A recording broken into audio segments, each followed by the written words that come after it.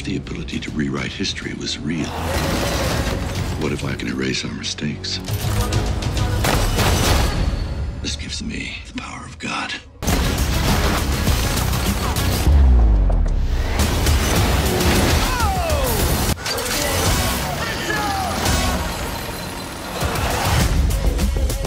Jeff.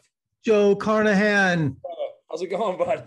Good things come to those who wait, don't they? I don't know about that, but dude, we'll do our best. I know you're a busy guy. Thank you so much for talking to me today. How you been? Pleasure. I've been good. How are you? I'm doing good. It's cold and windy and rainy in Las Vegas, but we'll take it. Really? Yeah, it is. Yeah, dude. I mean, there's these weather patterns are a little wacky, aren't they? I mean, it's a little nuts. We have enough sunny days here, so we welcome the weather. There you go. Yeah, anytime. So it's raining in Vegas right now. Yeah, I think it's all the LA stuff coming our way. Yeah. So. Yeah, exactly. Yeah, it's not been pleasant these past few hours, but we need it. We need the rain. Absolutely. Thanks for joining me today to talk about Boss Level, man. A kick-ass movie. Love it. Just love it. Dude, thank you so much. I'm glad you dug it. You know, what's funny is we have all these time loop movies that just piled up all of a sudden, but yours is really a father and son story at heart, isn't it? Yeah. I think the time loop, the conceit of it is something that I was interested in because I think as like a subgenre, I think people tend to really like those movies. So, and this script's been around for a while. It's been around for 10 years. So it's not like we were, it's just, it happened to take forever to get made, but the material itself has been around for quite some time. Did you ever count how many times Frank Grillo actually died in the movie? Someone actually did a YouTube thing and put it up, dude. How many times he died? I didn't count. I don't know. Did somebody counted? I'm sure they have. I'm sure somebody's done that work, dude.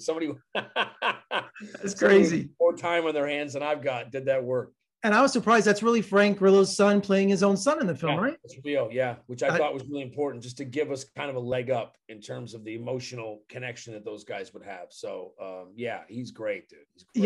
Yeah, I saw him recently, spoke to him for No Man's Land. He's just a talent. He's a vintage action star, and he keeps impressing me every time I see him. Yeah, man, he's just, he's been doing a long time, and he's finally getting, I think, some adoration, some love, and I think it's great. It's long overdue, All right, crashing through that bus windshield. How many takes? How many times did he improv those lines? That was ridiculous. You know what? We did. Gosh, we must have done because of the nature of pulling that thing in and the whole. I mean, we did it. We had a pretty good setup and a pretty great stunt team, physical effects team. So we were able to kind of do that a bunch of times. I mean, he did everything from I've got glass in my face to and my brother Matt, who's a really great screenwriter, who's also he's somebody he's the one that came up with the I said, what would he say getting crashed? When he said, if he just looked around and said God, it'd be funny if he was in it like this revival bus. So we did a lot, dude. We did a lot. I mean, and I laughed uproariously every time he did it. Huge Mel Gibson fan, big score for this movie. How do you direct someone like him? And I'm sure he had stories to tell on the set. How much time was wasted listening? Mel's not only one of the best and one of a legit matinee idol, but one of the foremost filmmakers we've got. I mean, he's a tremendously talented director, and he made it easy, man. He did not. Mel was just so down for the process, and he would hang around on set in between setups and stuff, and just tell us stories about Mad Max and Lethal Weapon and Braveheart, and showed me a picture of him and Paul Newman on the Braveheart set, which I'm such a huge Newman fan. So it was great, dude. It was great. That's amazing. I heard you had less than a month to shoot this movie. What was it? Yeah. 27 days? 27 days. When we first met, look at this. I dug this out of my archives. Look at my narc. So you signed this for me. And in here is my original notes and questions to you.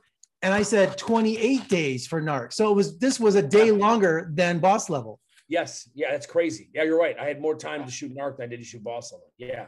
And it's just because we had 42 days.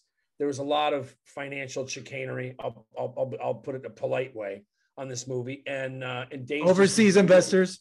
Yes, exactly. Yeah. No, I wish. It was one of those things, Jeff, where it's like, listen, you just have to kind of know what you're capable of and what you can do under pressure. And I think we did it. So I'm extremely happy with how the movie came out. I have to mention Will Sasso. His humor in this movie is so subtle. And also Gibson's a huge Three Stooges fan. And Sasso is the leader of doing the Curly Howard impression. Yes, man. I mean, Will, he kind of, I have this idea, that guys that understand that are very funny also have a great sense of dramatic acting. And Will is certainly of that kind of school. And he was just so good at not doing anything. Will's just, and he's a 6'4", he's a big imposing guy. Yeah. And then he's just one of the most deadly funny human beings. Like, you know, we're going to do another movie with him and Frank, I think is like paired off with one another. Yeah. He's the only actor who can get a laugh in his death scene, you know? Yeah, exactly. Yeah. And by the way, his whole, you know, is that, you know, do you smell muffins? I smell muffins. That was Will ad-libbing, you know? So no, man, he's tremendous, dude. And again, another joy to work with. And you had your Hitchcock moment at the bar, I noticed. I did, dude. If you could see me, I was probably 15 pounds lighter and I looked exhausted and haggard, and I was both those things. So yeah, dude. Yeah, I was near death when I did my cameo in Boss Level. Greatest action movie of all time, Smoking Aces. Should have been shot in Las Vegas, but Reno, I'll take it. Sister City, yeah. I don't mind. The theme of assassins is familiar with you because Boss Level, more assassins. Yeah, absolutely, man. I think that I've described kind of Boss Level Smoking Aces with like heart and soul, because it's not this kind of, you know, Smoking Aces is a pretty dark, kind of nihilistic movie at the end. Ryan Reynolds just unplugs everything, and you know that's the end of that movie. So Boss Level is a bit more. It's me as an older, softer soul, I guess. You know, but they're very much aligned in that kind of, and they're very similar. They're like you mentioned Sister City. It's the same kind of thing with those movies. Favorite assassin in Boss Level is Kaboom. Loved him. Oh man, I mean, come on, Aaron Billner. He's great. Aaron's one of those guys. He's just he just understood what he was there to do, and he just crushed it, and it was funny as hell. And his little, like, you know, well, I don't like that attitude. I mean, that was just such a great, you know what I mean? It's just like, oh, yeah. And again, I don't know how you could find fault with this. It's just like that.